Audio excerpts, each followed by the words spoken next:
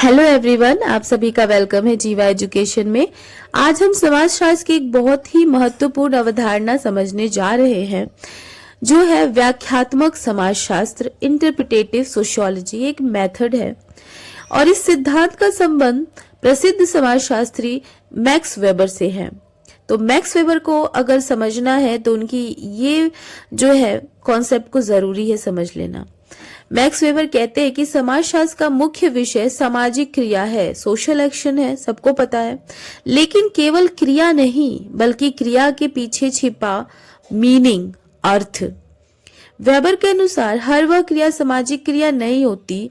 सामाजिक क्रिया वही है जिसमें कर्ता स्वयं अर्थ जोड़ता है और जिसे वह दूसरों के व्यवहार से जोड़कर करता है।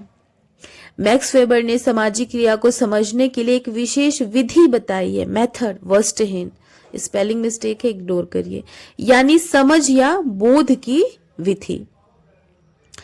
व्याख्यात्मक समाजशास्त्र में हम केवल यह नहीं देखते कि कोई व्यक्ति क्या कर रहा है, बल्कि यह समझने की कोशिश करते हैं कि वह ऐसा क्यों कर रहा है, उसकी अपनी समझ क्या है।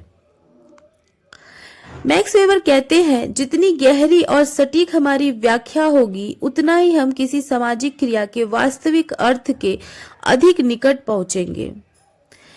इसलिए बच्चों, व्याख्यात्मक समाजशास्त्र हमें सिखाता है कि समाज को समझने के लिए केवल बाहरी तथ्य नहीं बल्कि व्यक्ति की आंतरिक मंशा और अर्थ को समझना जरूरी है। यही है मैक्स वेबर का इंटरप्रिटेटिव सोशियोलॉजी। ठीक है, इसको अगर हम देखें तो एक उदाहरण से समझ सकते हैं कि कमरे में एक लड़का है और वो खिड़की खोल देता है। यह एक वर्णनात्मक बोध है क्योंकि इसमें केवल घटना का वर्णन है। वही ये लड़का जो है कमरे में दम घुटने के कारण फिर हवा या रोशनी आने के लिए वो है खिड़की खोलता है, तो ये इंटरप्रिटेटिव स्टेटमेंट, व्याख्यात्मक बोध होगा।